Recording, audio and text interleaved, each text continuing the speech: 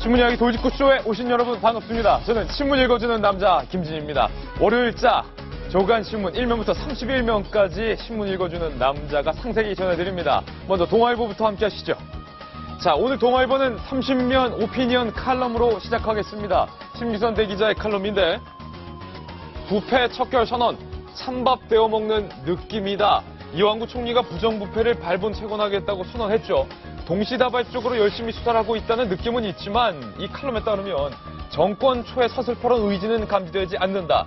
사건은 보이지만 철학이 보이지 않는다고나 할까. 이번 부패 척결 선언은 배가 고파서 급한 대로 찬밥을 데워 먹겠다는 느낌을 줍니다. 하나 제안하고 싶은 것이 있다면 이번 사정 그냥 요기하고 새밥을 지으라. 동아일보 칼럼이었습니다. 자, 다음 한국일보 1면 톱 기사입니다. CIA 이어 미 국무부 영사국도. 독도는 일본 땅 표기. 어찌된 일입니까? 지도 바로 보시죠.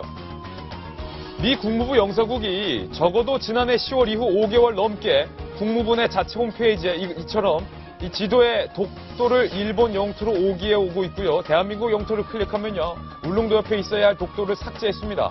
그리고 일본 지도를 클릭하면 일본의 영토로 표시돼서 리앙크루 암초다 이렇게 표기를 했습니다. CIA에 이어서 미 국무부도 이 독도는 일본 땅이다 표기하고 있는 겁니다. 우리 외교부 뭐합니까? 다음 신문입니다. 조선일보 1면 톱 기사입니다. 포스코 4조 M&A 집중 수사, 정준양 전 회장은 출국 금지 조치를 당했다. 검찰이 최근 수년간 포스코가 현금 4조 원을 투입했던 기업 인수 합병 M&A 과정에 비리가 있었는지를 집중 수사키로 했습니다. 정준양 전 회장을 타깃으로 하고 있는 건데요.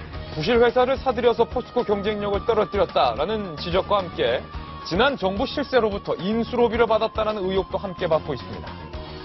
잠시 후 사정 당국의 칼날에 정조준되고 있는 포스코에 대해서 저희 집중적으로 전해드리겠습니다. 자, 다음 경향신문입니다. 경향신문 1면입니다. 올봄 한반도에 뭐가 온다? 더 센 황사. 아이고야. 위에 사진 한 장 보시죠. 이게 황사의 발원지 몽골을 직접 가봤더니요. 이러고 있습니다. 모래폭풍인데 기상청 관계자는 이렇게 말했습니다. 올봄엔 남서풍이 줄을 이어서 이 같은 모래폭풍, 더 센 황사가 올 가능성이 크다. 이렇게 경고했습니다. 자, 다음은 사회면 탑 기사 보겠습니다. 한겨레 신문입니다. 아들, 며느리, 손자, 손녀, 가족 7명 미국 시민권 영주권자다. 근데요, 누구의 아들이길래? 이병호 국정원장 후보자의 아들, 며느리, 손자, 손녀 등이 미국 시민권 영주권자라면 얘기는 달라지죠. 국회 인사청문회를 치를 오늘 이병호 국가정보원장의 후보자의 세 아들과 며느리, 손자, 손녀 등 12명 가운데 7명이 미국 시민권자 또는 영주권자인 것으로 확인이 됐습니다. 자, 다음은 서울신문입니다. 함께 보시죠. 서울신문 사회면 톱 기사입니다. 캐디 성추행 박희태 건국대 석좌 교수 재위촉 논란.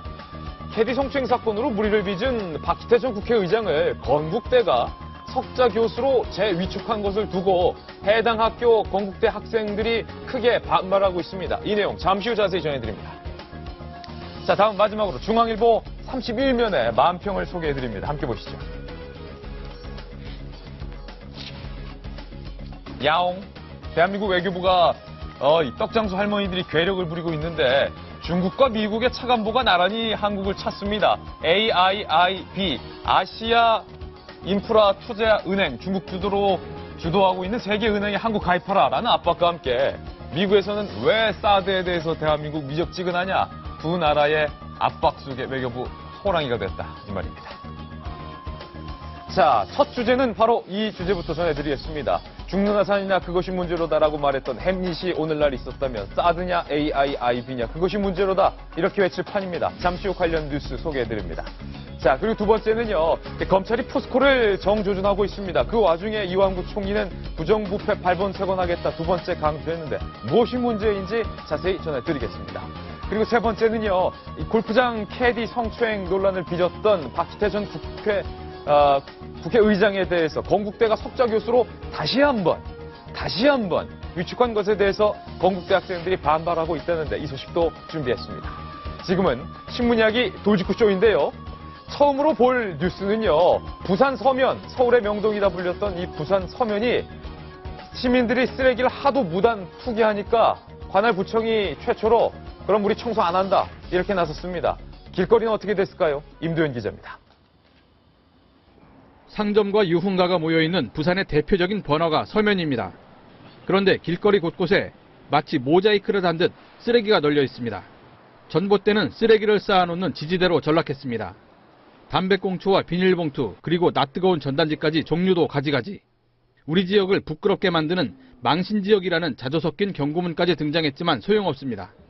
서면이 유명하다 그래서 왔는데 일단 길거리에 쓰레기가 너무 많다 보니까 너무 지저분하다는 이 첫 이미지가 너무 좀 실망스럽습니다.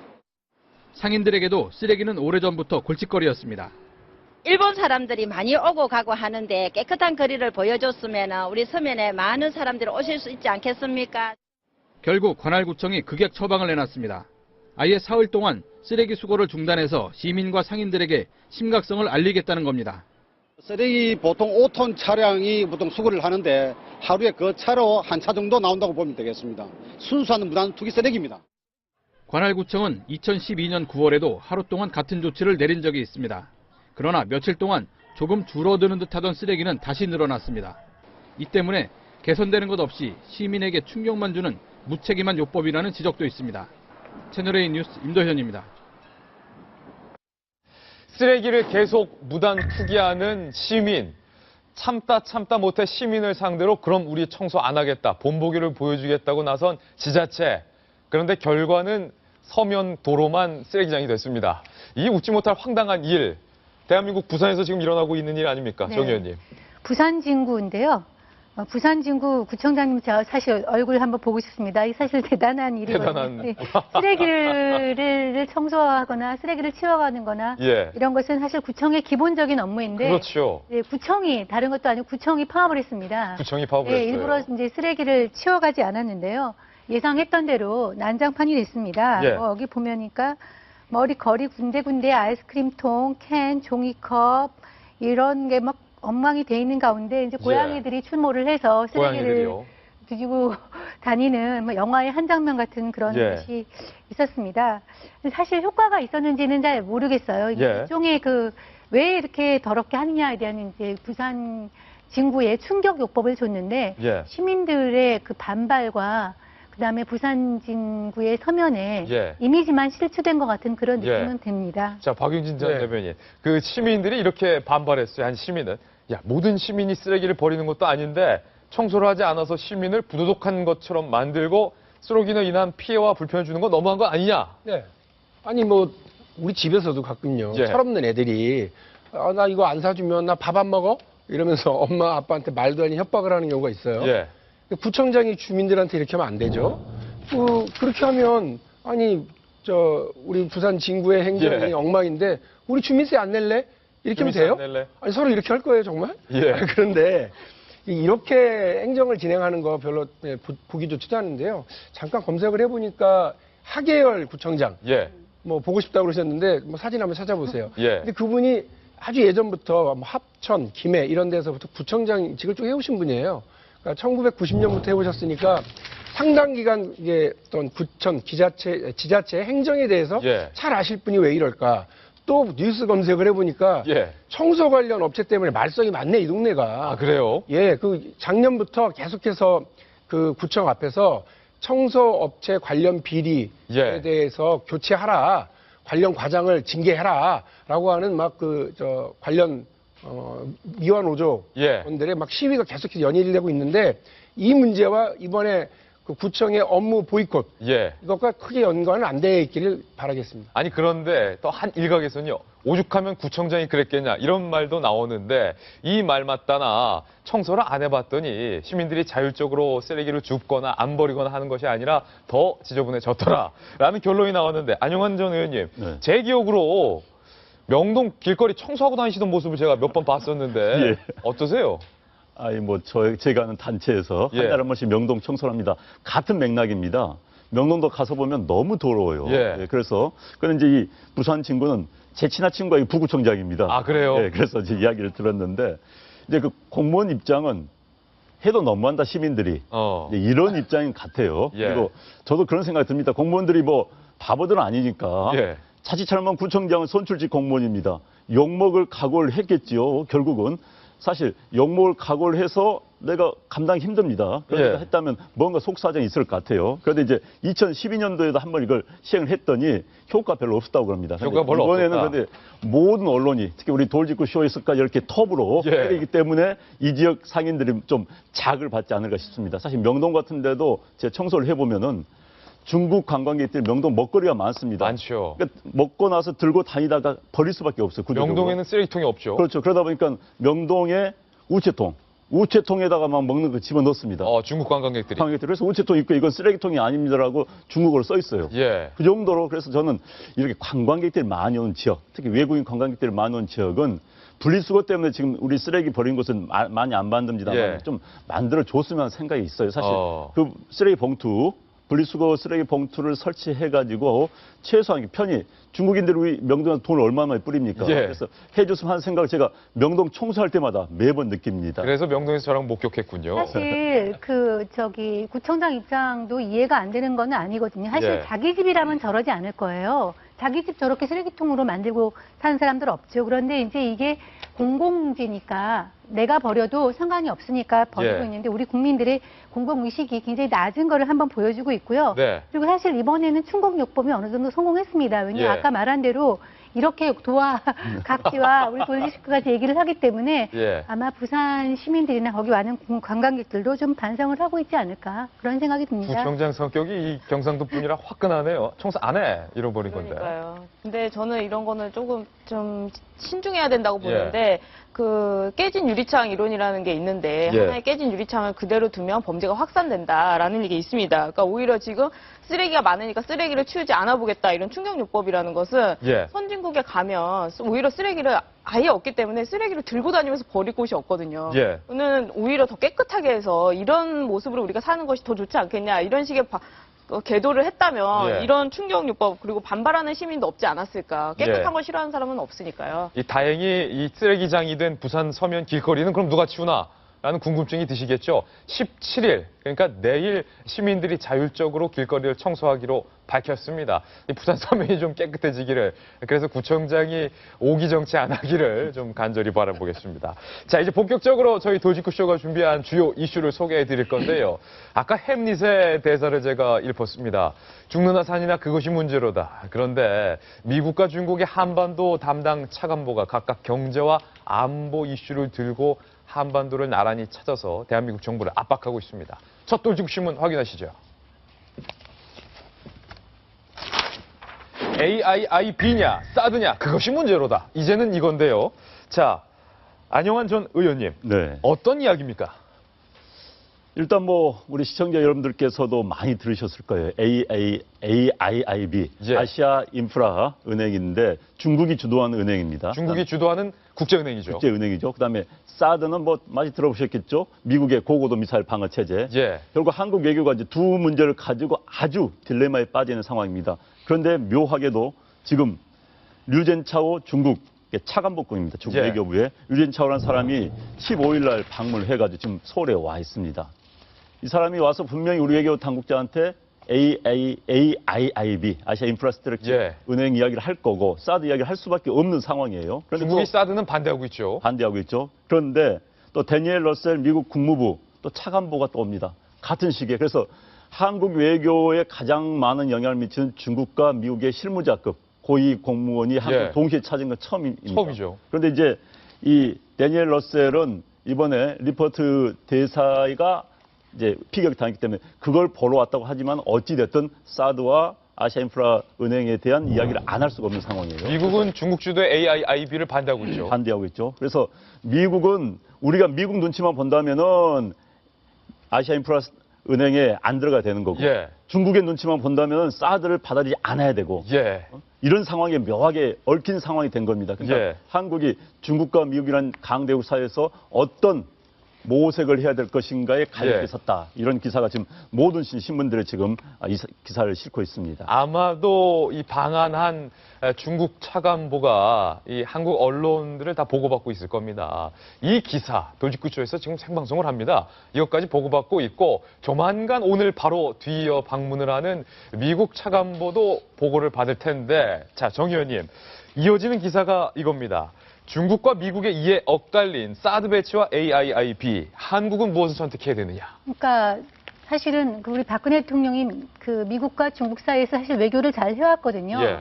도도한 그 여성처럼 이게 두 명의 그 남자한테 구애를 받는 도도한 여성처럼 이렇게 그렇죠.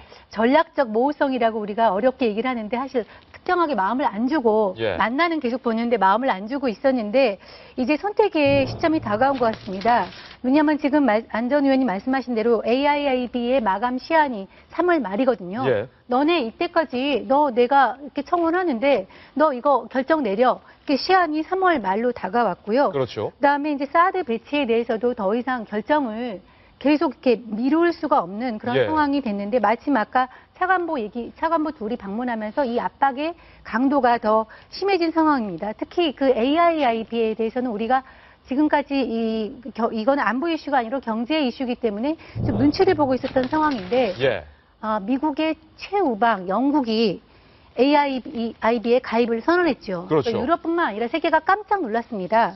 그러니까 그리고 이제 호주도 검토를 하겠다고 하고 그 미국의 최우방인 그 영국이 선언을 한 마당에 우리가 더 이상 미룰 명분이 없다. 미국 예. 눈치 없이 가자.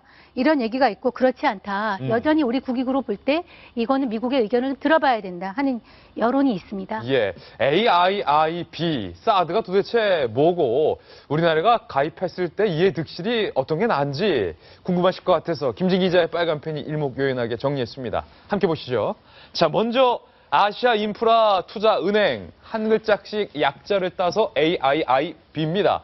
이게 중국 주도의 이 국제은행입니다. 현재 국제은행은 다 이 미국 주도로 은행권이 형성되어 있기 때문에 이 중국에서 미국에 좀 대항해 보겠다라고 만든 건데 이달 중 가입 선언. 정성희 위원 말씀대로 프로포즈해서 이달 중에 답장 내놔. 지금 이런 상황이에요. 자, 가입을 하면 일단 여러 가지 특권들이 있습니다. 이사국 지위를 보장한다. 한국에게 여러 가지 지금 중국이 구애해오고 있는 거예요.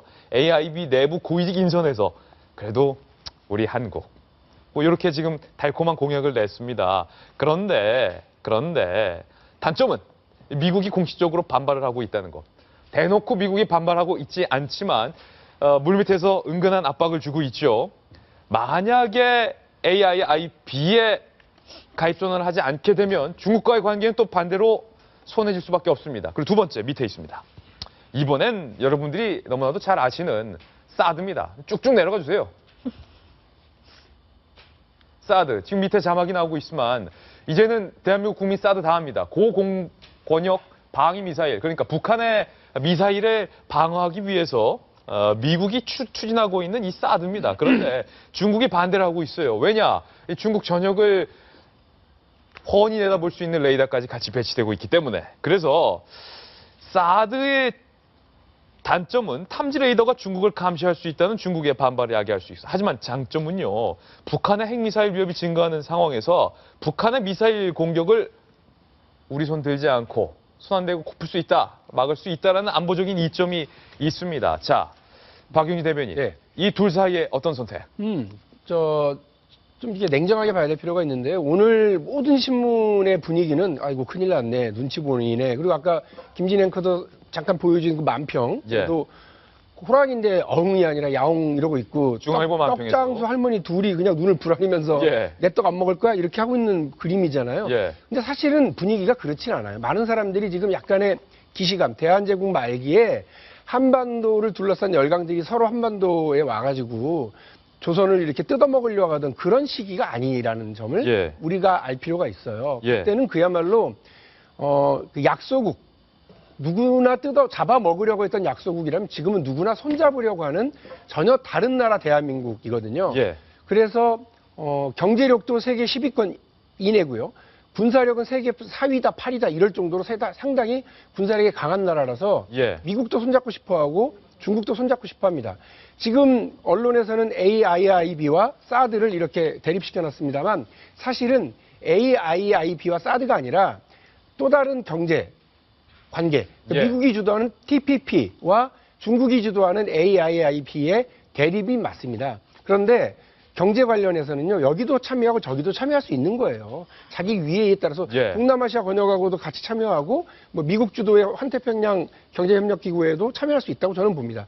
그런데 문제는 뭐냐면 사드를 도입하면 군사적으로 긴장이 생기는 거죠. 예. 그러니까 이 문제를 저는 어떻게 보느냐면 대한민국과 미국의 군사적 협력 관계는 대단히 막강하고 강력합니다. 근데 중국과의 군사 협력 관계는 북한 때문에 약간 덜했는데요. 예. 제가 알기로 중국도 대한민국과의 군사 협력을 하고 싶어하고 서해에서의 군사 훈련도 같이 하고 싶어하는 예. 그런 게 있기 때문에 대한민국으로서는 예전과 다르다. 광폭 행보하고 지금이 약간 위기로 보이느냐? 아니, 위기는 곧 기회다. 이렇게 하고 좀 더 강력한 행보를 좀 펼쳐나갈 자신감 있는 태도를 우리 주도로 좀 하자 이건데 네. 일단은 그런데 상대국이 서로 반대하고 있다는 게 좀 문제입니다. 중국은 미국의 사드에 대해서 반대하고 있고 미국은 중국의 AIIB 한국 가입에 대해서 반대하고 있기 때문에 이게 참 대한민국으로서 박근혜 대통령으로서 난감한 일인데 배승기 변호사님은 어떻게 보세요?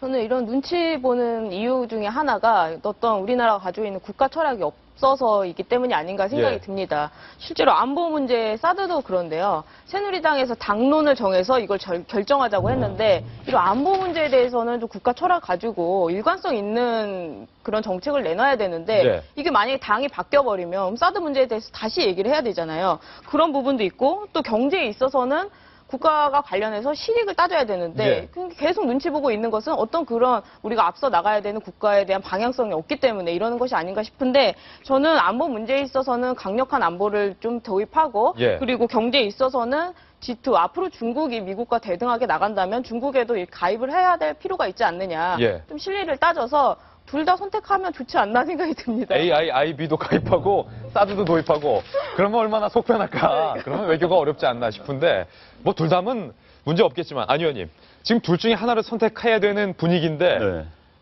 둘 중에 어떤 게 더 시급하다고 보세요?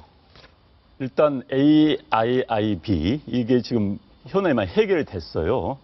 사실 이제 현재 중국이 처음에 만들 때는 지분 문제가 생깁니다. 지분은 국제 이런 기구를 만들면은 투자액을 그 나라의 GDP로 참가국을 이제 GDP로 나누는 겁니다. 현재 참가국대로라면은 중국의 GDP가 전체의 50% 넘어요.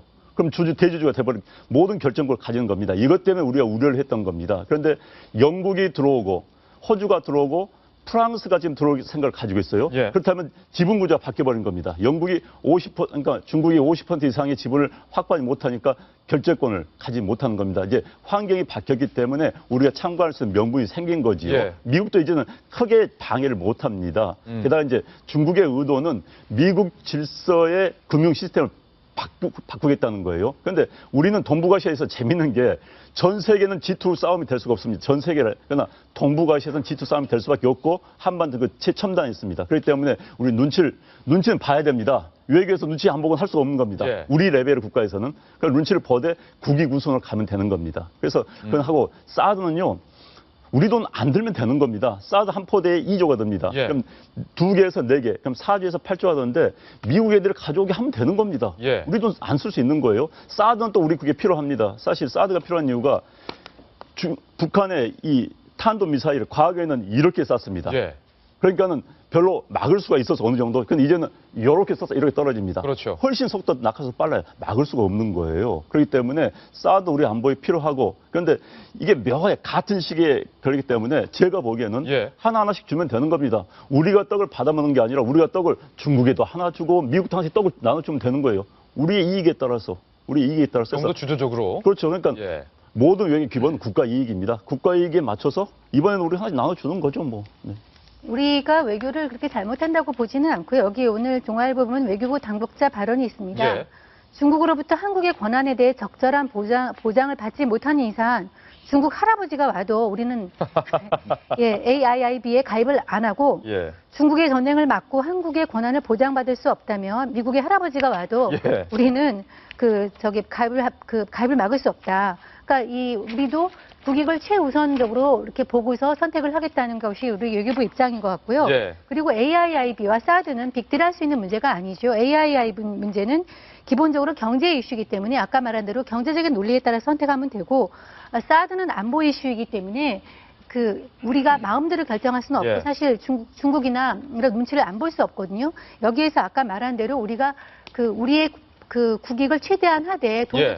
덜 쓸 수 있는 그런 방안을 결정하면서 외교력을 최대한 발휘해야 될 것 같습니다. 예, 이 외교부 관계자가 인터뷰할 때 밝혔던 할아버지라는 단어에는 한국인 특유의 이 정서가 담겨 있습니다. 단호함. 누가 할아버지가 와도 내가 해주나 봐라. 그런 단호함이 좀 엿보이는 그런 인터뷰였습니다. 좋습니다. 이번엔 두 번째 이슈로 넘어가겠습니다. 이완구 국무총리가 부정부패와의 전면전을 재차 강조했습니다. 첫 번째 그 타겟은 바로 포스코입니다. 다음 도시구신문입니다. 그런데 묘하게 이 포스코가 전 정부, 그러니까 MB 정권 시절의 정관계 인사들까지 조준하고 있는 것 아니냐라는 인상을 주고 있습니다. 자, 박용진 전 대변인 어떤 내용입니까? 오늘 모든 신문이 그냥 한 면을 다 털어가지고요. 그렇죠.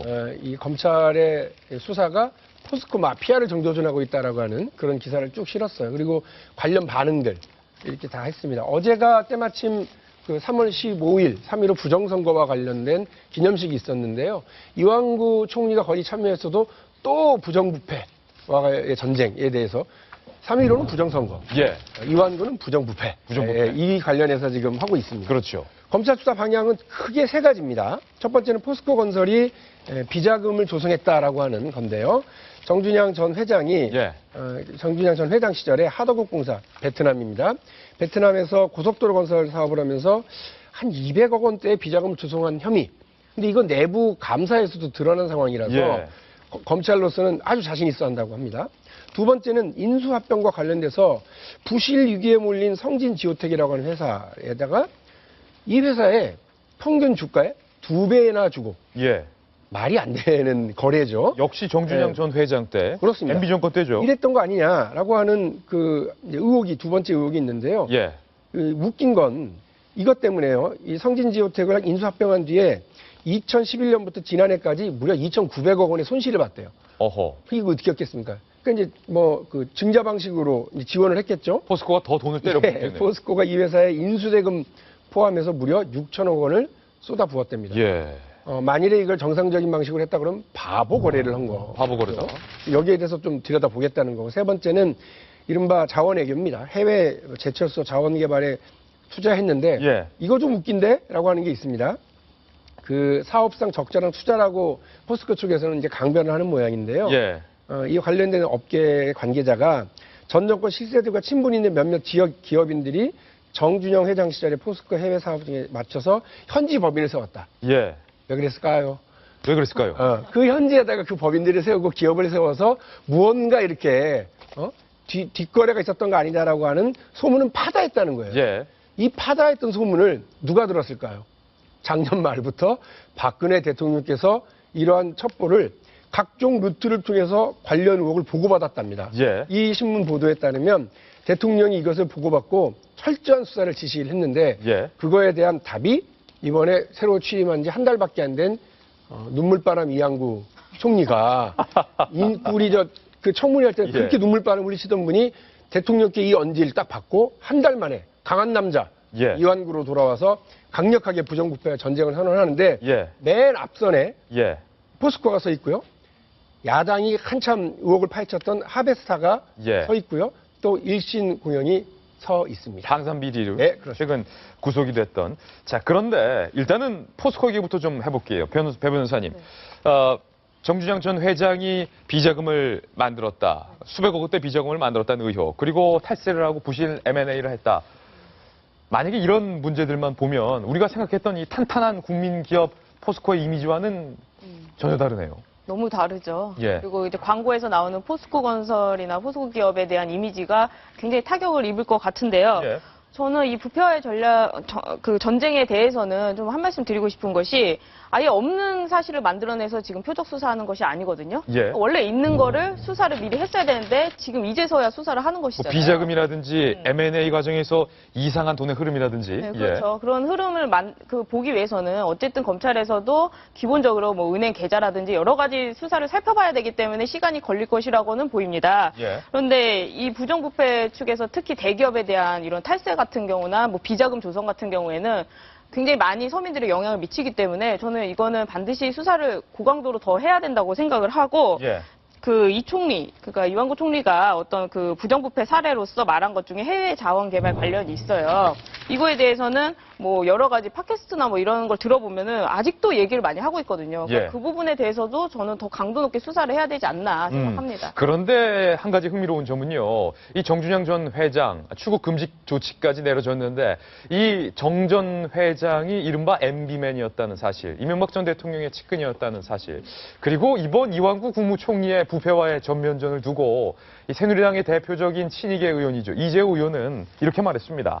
이거 정권 유지를 위한 쇼다.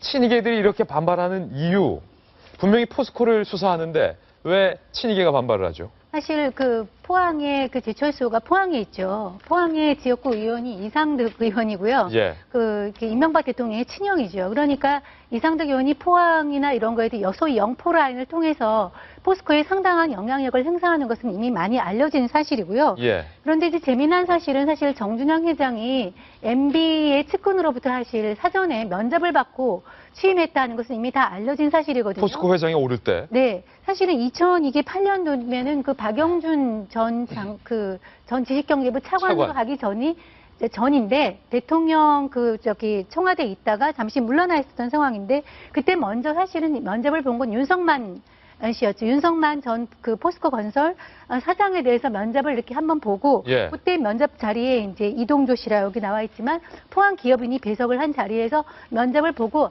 이 사람 아니다. 예. 그랬다는 거죠. 아니다. 그리고 다른 사람 면접 보자. 그때 사실은 이 사람은 지식경제부 차관 자리도 아니었거든요. 아니었는데. 그냥 MB 측근이란. 박영준 전 차관 얘기죠. 그리고 3개월 있다가 정준현 회장에 대해서 역시 포항의 기업인을 대동한 자리에서 면접을 보고 오케이 한 다음에 이사회에서 단독 추천이 됐으니까 정준현 회장의 포스코 회장 취임 과정에서 MB 정권의 실세들이 상당히 개입한 정황은 이미 다 드러나 있습니다. 예. 자, 안녕한 정 의원님. 상당히 재미있는 사실을 정성희 위원께서 말씀을 해주셨어요. 네. 박영준 전 차관, MB의 측근 강한 그렇죠. 이 차관이었는데 차관 자리도 있기 전에 일개 국회에 근무했을 시절에 포스코 회장을 면접을 했다.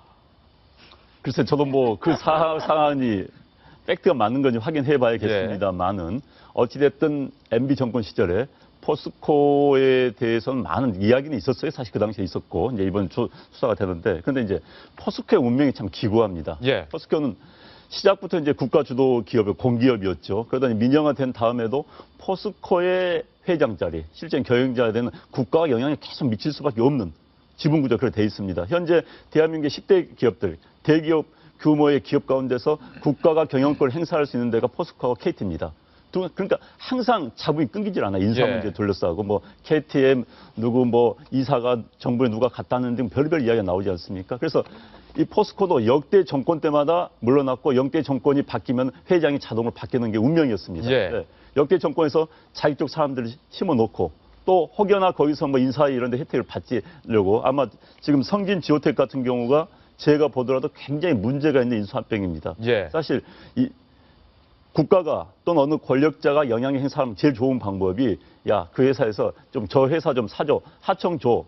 그다음에 저 회사 다 인수해버려. 예. 그러면 굉장히 좋은 혜택이거든요. 그래서 이런 문제가 오래전에 나 있었습니다. 근데 이번 건이 무슨 정치적인 이해관계 때문에 하는는 잘 모르겠습니다. 예. 뭐 이재호 전 원내대표의 뭐 개인적인 생각이 잘 모르겠습니다만 하나 딱 이건 있습니다. 전 세계에서 대한민국의 대통령 권한이 아주 센 편은 아닙니다. 예. 미국에 비해서는 세요. 그런데 우리가 세다는 이유가 나온 이유는 검찰권 때문입니다. 예. 기본적으로 그다음에 이런 공기업에 대한 인사권 때문입니다. 예.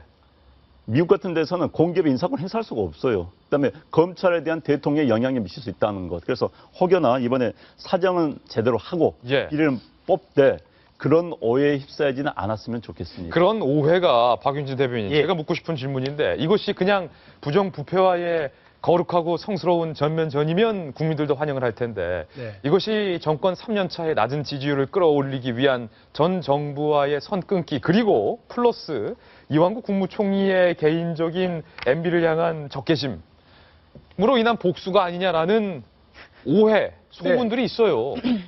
세 가지를 정리할게요. 제가 아까 발제한 신문에 보면 박근혜 대통령이 작년 말부터 각종 루트 통해서 관련 의혹을 보고받았다라고 하는 게 서브 제목입니다. 여기 보여드려요? 여기 딱 보면 두 번째 줄에 나와 있어요. 예. 대통령이 아무것도 모른 채로 부정부패는 없어야 됩니다, 총리님. 이렇게 한 게 아니라는 거죠. 예. 이미 여러 가지 상황을 보고받으신 것 같은 이게 신문에 딱 나와 있어요. 대통령과 이 총리가 입을 맞췄다 뭐 이런 얘기죠. 뭐 어쨌든 다 알고서 뭔가 시작하는 거죠. 그리고 이재호 의원이요. 그 반발 내용. 정권 유지를 위한 쇼다. 부패 인사부터 옷 벗어라! 이렇게 얘기한 거 있잖아요. 예. 왠지 이 모습을 보면서 방귀 낀 놈이 성낸다. 예. 라고 하는 우리 속담 생각 안 나세요? 왜 저분이 저러시나. 예. 난데없이. 결국은 모두가 다 감지를 하고 있는 거예요. 정치권에서는. 야 이거 봐라. 대통령 뭔가 속셈 있으시네. 저거 봐라. 딱 걸렸네. 왜 자기가 화를 내? 이런 예. 분위기가 지금 되어 있어요. 예. 그러니까 오늘 동아일보 칼럼에서 심기선 대기자가. 뭔가 이거 찬밥 먹는 느낌이다. 예. 그러니까 이게 진정성을 가지고 제가 아까 말씀드린 것처럼 사정 안 보겠다. 인정사정 보지 않고 모든 것을 다 사정하겠다라고 하는 그런 부정부패에 대한 척결의지라기보다는 예. 지지율도 좀 안 오르고 선거는 코앞이고 어떤 내 동력도 좀 마련해야 되겠고 이런 계산 속에서 나온 거 아니냐라고 하는 지적을 동아일보도 하고 있는 거예요. 예. 이런 모두가 다 알고 있는 이런 판이 돼버리면 사실은 잘한다라고 박수만 칠 수 없는 상황이 되고 예. 방귀 낀 놈인 거 아니냐라고 하는 의혹을 받을지언정 들고 일어나는 거죠. 예.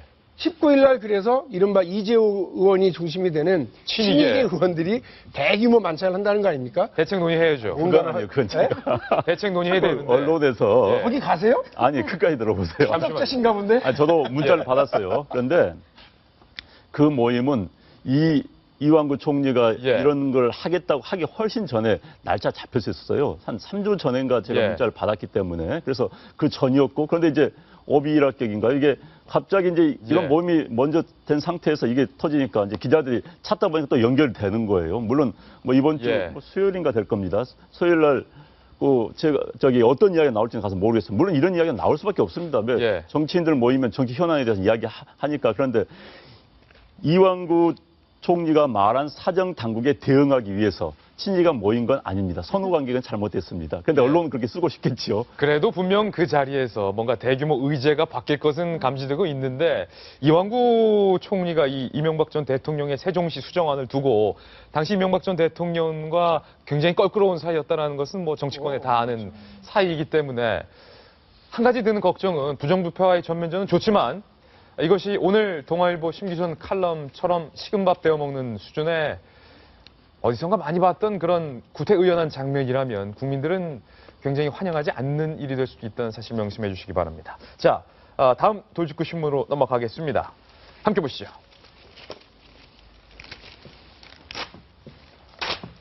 자, 미워도 다시 한번이란 유행가가 아니라 건국대 학생들이 찔러도 다시 한번 이런 말을 하고 있습니다. 공교롭게 저 사진도 손가락을 내밀고 있는데 자, 캐디 성추행 징역을 받았던 박희태 전 의장에 대해서 건국대 석좌 교수 이게 다시 재임용이라고요. 네. 어찌된 일입니까? 지금 건국대 로스쿨에 아마 교수로 계신 것 같은데요. 석좌 교수죠? 네. 건국대가 이번에 캐디 성추행 사건에도 불구하고 석좌 교수로 다시 재임용해서 학생들이 예. 굉장히 반발을 하고 있습니다. 건국대는 지난 1일 이 같은 결정을 내렸는데요. 최초 2013년 3월에 건국대 석좌 교수로 임용됐을 때만 해도 네. 학생들이 돈봉투 사건이 있는데 유죄를 받은 이 박 전 의장의 교수 임용은 부적절하다고 했습니다. 그러니까 최초에 네. 처음 건국대 로스쿨 석좌 교수 임용될 때 당시 한나라당의 돈복도 파문으로 홍역을 앓고 있었고 그때 학생들이 이미 반대했다 이거죠. 그렇죠. 그런데 갑자기 또 이번에 성추행 사건이 있었고 지금 항소심 중인데요. 이번에도 다시 또 석좌 교수로 재임용을 한다니까 학생들이 이게 무슨 말이냐. 지난해 교수들 여기서 일어난 성추문 사건에 있어서 교수들도 제명이 안 되는데 왜 이분을 석좌 교수로 인정하느냐라고 뭐 반발을 하고 있습니다. 예. 그런데 학교 측의 변명이 더 재밌어요. 석좌 교수 제도는 일반 교수와 달리 무보수 명예직이다. 그러니까 엄격한 잣대를 적용할 필요는 없다. 이런 예. 식으로 내놨다는 거죠. 그러니까 이미 1차 논란이 있었을 때 건국대 측은 임용을 강행했군요. 그래서 다시 재계약할 때가 되자 이번에 또 캐디 성추행 의혹을 받고 있는데 또 한 번 건국대가 추진하고 있는 그런 모습인데 정수희 위원님 어떠세요? 아니 이제 석좌 교수라고 해서 그 재임용에 문제가 없다고 했는데 석좌 교수 무보수 명예직이라고요?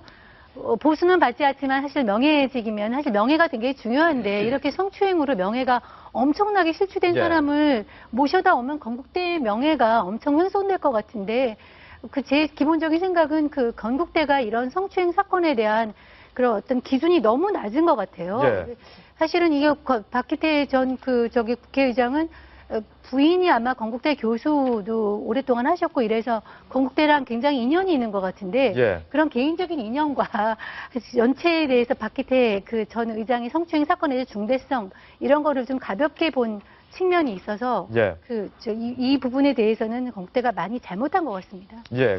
어떠세요? 저 박기태 전 국회의장이요 책을 딱 한 권 쓴 게 있는데 그 책 제목이 대변인이에요.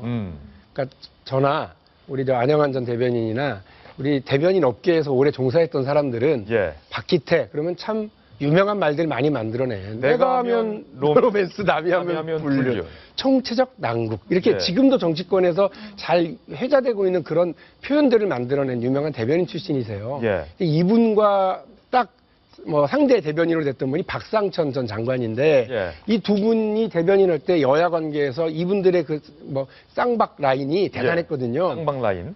근데 박상천 장관은 전 의원은 본인이 불출마하고 물러나서 지금까지 두문불출하세요. 예. 근데 우리 박기태 의장님은 의장까지 장관까지 검찰총장까지 다 해보셨잖아요. 이런 직 하나 마지막에 이렇게 툭 찔러가지고 이런 불명예스러운 상황까지 생겼는데 또 지금 이렇게 되시는 것보다는 예. 다 놓고 이제 그야말로 다 놓고 이렇게 후배들이 찾아오면 좋은 말씀 해주시는 정도로 하시는 게 낫지. 그래서 후배 대변인들 예. 또 이후에 올 다른 대변인들이나 정치인들이 볼 때 귀감으로 기억하는 사람이 될 수 있어서 마지막을 잘 정리하시는 게 전 예. 좋다고 봐요. 이 마지막에 성추행 의혹 때문에 무슨 귀감이 되거나 할 사람은 아니에요. 예. 사진도 보면 표정이 다 울상이에요. 지금 예. 마무리가 참 굉장히 우울한데 예. 이분 이렇게 하시면 안 되죠. 아무리 예. 석좌 교수 그래도 그 학교의 운영은 결국 학생들이 돈을 내는 등록금으로 되는 것이거든요. 예. 근데 우리 학생들 등록금 굉장히 비싸고 부모들이 예. 뼈 빠지게 모아서 들여보내는 이 학교에서 저런 성추행한 사람을 석좌 교수로 모신다면은 학생들이 어떤 교수를 도대체 존중해야 되고 예. 학교에 대한 애교심 이런 게 생길까? 그리고 그 학교를 졸업했다는 명예 전혀 예. 없을 것 같아요. 지금 박윤희 대변인이 애써 막 이렇게 포장을 해놨는데 그 포장 확 벗겨버렸어요. 거의 뭐 저는 이렇게 예쁘게 그리는데 훅 찢어버리는. 예. 참 안타깝습니다. 사실 노년에 지켜야 될 것은 제 명예라고 생각하거든요. 예. 노년에. 돈은 가지고 갈 수 없지만 명예는 가지고 가는 겁니다. 그래서 노년의 명예를 지키셔야 되는데 뭐 저하고는 사실 뭐 많은 인연이 있습니다. 그렇죠. 그런데 뭐 마지막에 여러 가지로 안 좋은 일들이 계속 터지고 계세요. 국회의장 시절에 돈봉투 사건 때문에 중도 하차하시고 또 캐디 아예 언론에서 안 나왔으면 좋았을 걸. 예. 언론 자꾸 나오니까 좀 안타깝습니다. 이제 건대 입장에서 본다면은 아마도 건대에서 그 박사학위를 받으셨어요. 그러니까 이제 건대 석좌 교수를 했었고, 근데 이런 게 있습니다. 석좌 교수의 연임이 그냥 본인이 그만둔다고 하기 전에는 그냥 자동 연임이 되는 경우가 많습니다. 예. 그런 과정에서 자동 연임이 되는 과정에서 본인의 의사 상관이 없이 하다 저랬는지 아니면 본인이 건대 측에서는 야 그만두십시오 하는데 아니야 나 계속 할 거야 라고 했는지 우리가 좀 알아볼 필요는 있습니다. 예. 어찌됐든 이런 일로 구설수에 차주고 오르시는 게 좀 안타깝습니다. 이제 언론에서 그만 안 나왔으면 참 좋겠습니다. 이제 이 후배 대변인 2명의 진심 어린 부탁을 좀 잘 새겨 들으시길 바랍니다. 다음 뉴스입니다. 여러분들이 꼭 주의하셔야 할 뉴스입니다. 신종 보이스피싱인데 혼자 사는 노년층에서 2억 원이나 당했습니다. 그런데 금감원 직원을 사칭해서 가정을 가가호호 방문까지 하는 대담함까지 보였습니다. 잘 보시고 조심하셔야 됩니다. 배준우 기자가 취재했습니다. 정장을 입은 젊은 남성이 서류 가방을 들고 어디론가 향합니다. 엘리베이터를 타고 17층까지 올라가는 이 남성. 잠시 뒤 아파트에서 나와 유유히 사라집니다. 보이스피싱 조직원이 피해자 집을 찾아갔다가 현금 3,500만 원을 갖고 나오는 모습입니다. 보이스피싱 일당은 주로 혼자 사는 할머니들만 골라 계좌 정보가 노출됐으니 현금을 찾아 집에 보관하라고 전화했습니다. 그리고는 금융감독원 직원이 직접 찾아가서 안전한 계좌에 넣도록 돕겠다고 속였습니다. 전화를 건 뒤에는 말쑥하게 정장을 차려입은 일당이 직접 피해자의 집을 방문해 가짜 사원증까지 보여주며 금감원 직원임을 사칭했습니다.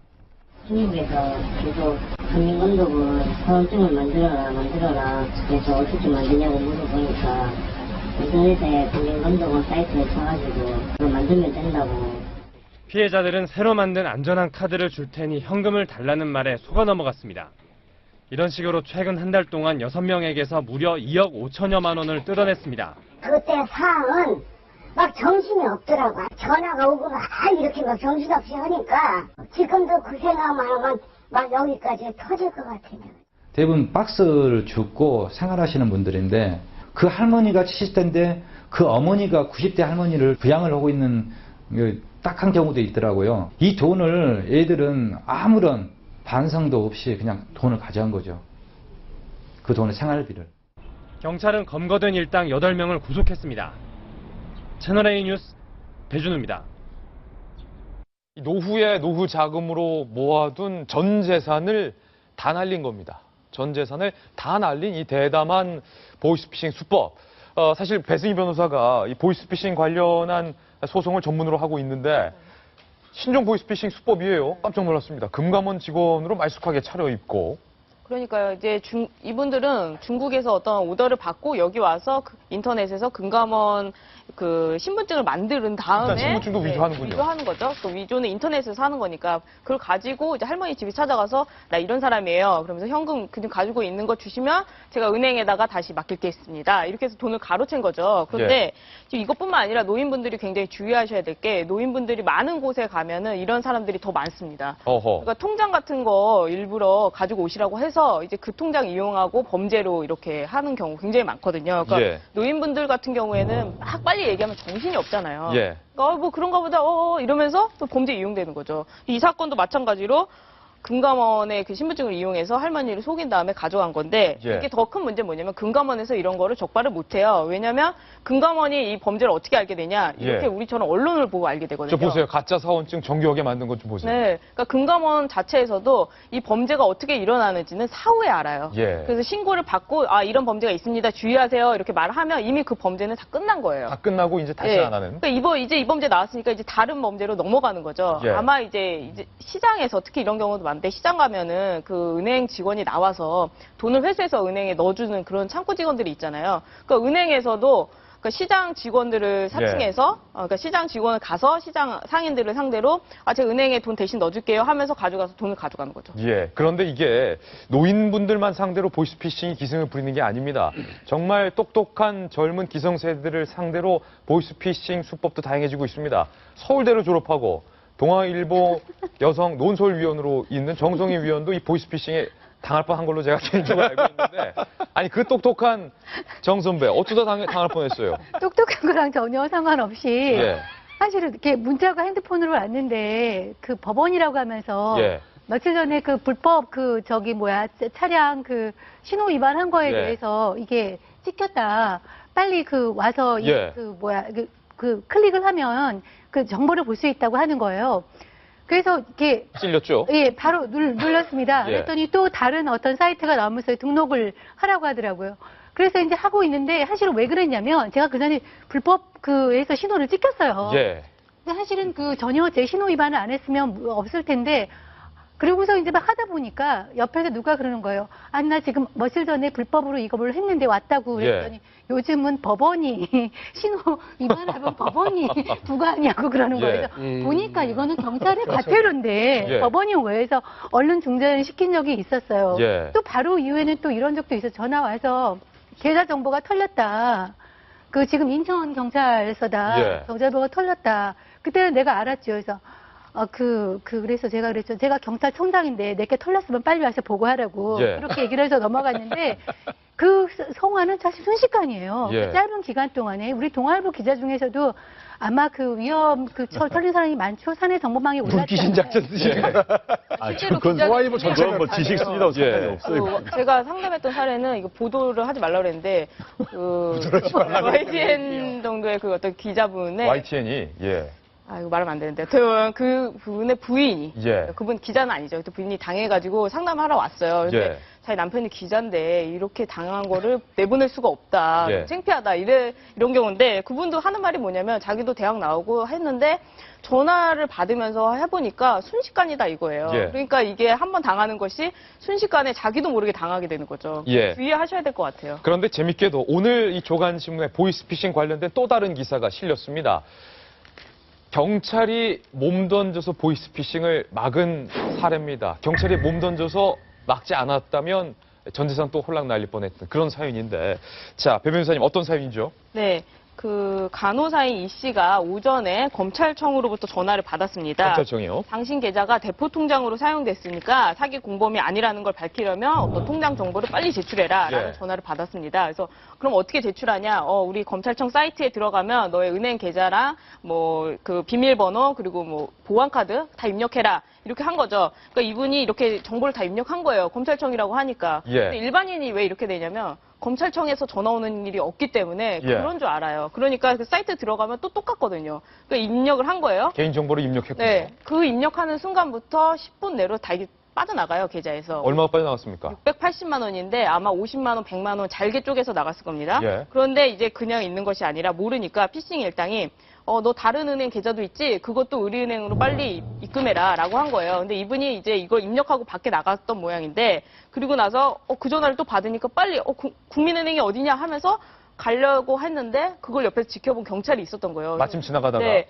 수상한 거죠. 저 사람 계속 전화 들고 있다가 빨리 들어가서 막 국민은행 어디냐고 찾으니까. 그래서 예.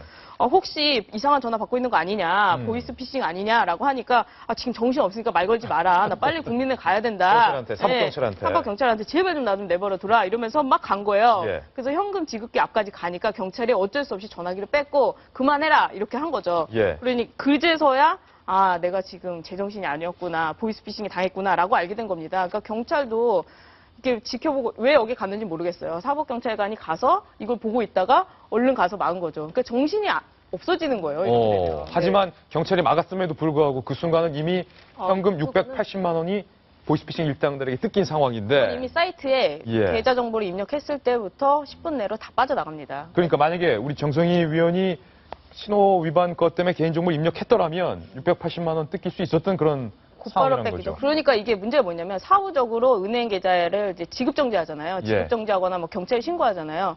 이미 그때는 다 털린 거예요. 어허. 그러니까 10분 내로 다 빠져나가는데 10분 우리가 보통 생각해서 10분 이상 걸리니까 예. 이미 그때는 돈이 다 빠져나간 상태인 거죠. 아니, 이 보이스피싱 사기 수법이 얼마나 대단한지요. 저 같은 경우도 저희 어머니에게 전화가 와서 아들이 최근 연락되지 않지, 잘 연락이 안 되지 않냐. 지금 연락되냐? 지금 연락이 안 되고 있거든요. 생방송 진행 중이었어요. 아들을 우리가 데리고 있다. 근데 우리 아들 지금 TV에 나오고 있는데 이래서 보이스피싱 안 걸릴 뻔했는데 정말 수법도 다양해요. 협박부터 사기까지. 근데 이게 약간 씁쓸한 건 있어요. 지금 우리 오늘 등장한 그 가장을 한 그 업체가 어디냐, 기관이 어디냐, 검찰, 금감원이에요. 예. 우리 사회에 가장 힘세고 나쁘게 얘기하면 갑질한다고 생각하는 거죠. 그러니까 예. 국민들은 검찰청에서 전화 받아보세요. 정신이 하얘지죠. 금감원에서 전화 받으면 그게 뭔지도 모르고 깜짝 놀라죠. 머리 하얘지는 겁니다. 저도 심지어 뭐 받았어요, 사실은. 예. 그러니까 저 뭐 검찰청 검찰 몇 구에 뭐 무슨 방이다 이렇게 얘기하더라고요. 근데 뭐 말투가 별로야, 공무원 같지가 않아. 그래가지고 제가 예. 뭐 나중에 다시 전화해서 바쁘니까 그냥 끊어버렸는데 그런 경우를 당했을 때 일반인들 같은 경우는 머리가 하얘지죠. 예. 검찰이란다. 포스코의 정진영 전 회장도 잡아간다는데 예. 나쯤이야. 이거 바짝 쫄고 근데 자기를 위해서 뭔가 정보를 제공하니까 예. 따르겠죠. 그래서 그런 씁쓸함은 좀 있는데 정신 바짝 차려야 될 상황인 것 같습니다. 맞습니다. 자, 보이스피싱에 당하지 않으려면 이런 피해 사례들을 잘 기억해 두시는 것이 도움이 됩니다. 자, 다음에 소개해드릴 뉴스는요. 역시 좀 주의 깊게 보셔야 될 것 같습니다. 최근 이 신혼부부들을 대상으로 아이가 잘 생기지 않는 불임 현상들이 증가하고 있는데 이 뉴스와 관련이 돼 있습니다. 다음 돌직구 신문입니다. 이 헬스 남성분들 많이 합니다. 헬스하면서 근육 알통을 키우기 위해서 단백질 보충제를 먹고 계실 텐데요. 이 단백질 보충제 많이 먹으면 정작 킬러다. 이거 어떤 내용입니까? 네. 이 보도를 우리가 발제하기로 하고 여기 남성이 3분이 계시는데 그렇죠. 아무도 저하고 안영환 전 대변인을 의심하지 않았습니다. 예. 걱정하지 않았고요. 딱 우리 김진 앵커를 걱정을 했는데 드셨어요?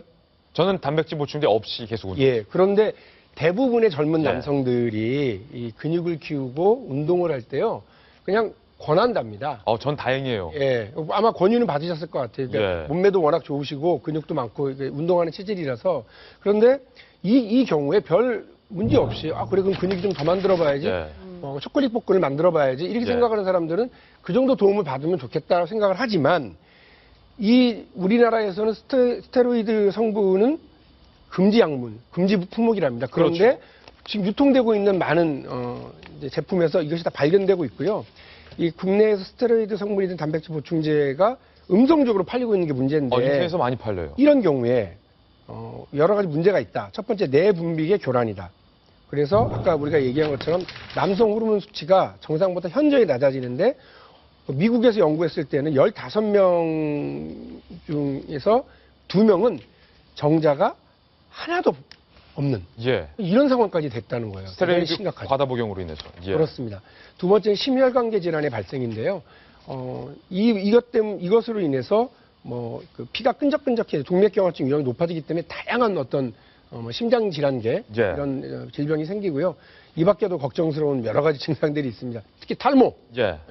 간 기능 저하, 여드름 등의 부작용들이 계속해서 보고되고 있답니다. 예. 단백질 과잉 섭취는요, 이런 보조제가 아니라 일반적으로 단백질을 많이 먹어도요, 예. 문제가 생길 수 있답니다. 그러니까 요걸 주의하시라는 거고요. 요것과 연상지어서 여러 많은 그 운동으로 인한 예. 문제점들 저 기사에서 소개를 하는데 특히 자전거 기구 같은 경우도 고환에서 남성 같은 경우는 고환의 문제, 여성의 경우에는 회음부의 부위가 대단히 부작용을 일으킬 가능성이 예. 많으니까 주의해달라. 페달 때문에 연골 손상 될 예. 가능성이 있으니 주의해달라. 50대 이상의 남성은 특히나 또 등산도 함부로 심하게 하지 말아라. 또 있습니다. 테니스, 골프, 야구, 배드민턴 한쪽만 쓰는 운동이니까 이것도 조심해달라라고 예. 하는 보도입니다. 일단은요, 이 단백질 보충제 얘기를 먼저 드리겠습니다. 단백질을 과다 섭취한다고 이 불임 증상으로 이어지는 게 아닙니다. 시중에 유통되고 있는 단백질 보충제 중에서 국내에서 엄격하게 국내법을 따라서 유통되는 것에는 이 문제가 되는 스테로이드 성분이 대한민국에서는 불법으로 금지되어 있습니다. 그런데 대다수의 많은 해외에서 들어오는 것들, 특히 인터넷으로 음성적으로 거래되는 단백질 보충제 중에는요, 이 스테로이드 성분이 함유가 돼 있는데 그 스테로이드 성분 때문에 정자가 없어지는 불임 증상이 발생되는 건데, 안영환 전 의원님, 네. 저는요, 제가 먹거리 엑스파일도 진행을 하고 있기 때문에 워낙에 이 합성 보조제라든지 합성 조미료, 합성 이 단백질 보충제 이런 것들을 극한 제가 알레르기 반응이 있어서 안 먹어서 좀 다행이라고 생각하는데 사실은 많이 먹거든요. 많이 먹죠. 특히 젊은 친구들, 젊은이들 보면 많이 먹는데 저는 또 그것뿐만 아니라 지금 이 보도 보면서 닭고기, 저도 가끔 닭살을 먹어야지 단백질, 근육 생긴다들 일부 닭살을 먹거든요. 근데 닭살을 과도하게 가슴살이요. 닭 가슴살. 그러니까 단백질 과도 많다 해서. 그런데 전체 하루 섭취량의 절반 이상을 단백질을 섭취하면은 예.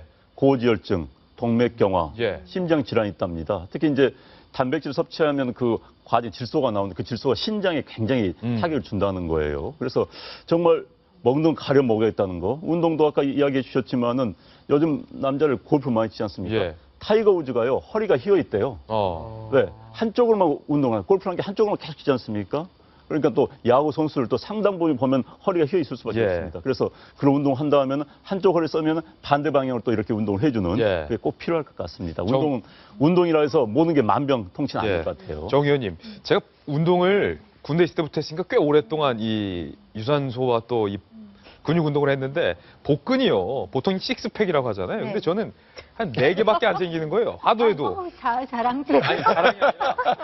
왜 그러나 했더니 이 단백질 보충제를 먹어줘야 근육이 더 잘게 쪼개지고 근육이 붙는데 아니, 어떤 거 선택하시겠어요? 여성분들도 이건 이제 선택을 해야 돼요. 아니 우리가 많이 하는 식스팩들의 300명이 했던 300 영화 나왔던 예. 그거 보면 사람들이 완전히 눈 호강을 했잖아. 여자나 남자나 다 예. 식스팩을 가진. 단백질 보충제. 예. 눈이 근데 호강을 사실 해요? 그거 CG랍니다. CG군요. 예. 사실은 국제시장에서 그랬어요. 맞아요. 컴퓨터 그래픽이다. 예, 이거 어렵거든요. 사실 그거는 비현실적인 몸매죠. 예. 그래서 우리가 그 멋진 식스팩 가진 사람보다는 2세를 생각해서 이 건강한 식생활과 운동 습관을 가진 사람을 선택해야 될 것 같습니다. 예, 좋습니다. 자, 다음 뉴스 전해드리겠습니다. 아플 때 기억하는 번호 119. 119는 정말 정상적으로 잘 돌아가고 있는데 도착해서 응급실에 도착했더니 응급실 치료를 받기 위해선 2박 3일을 기다려야 한다면 황당하시겠죠? 이 황당한 이야기 현재 우리 사회에 벌어지고 있는 일입니다. 다음 돌직구 신문입니다. 자, 단백질 보충제 내려놓고요.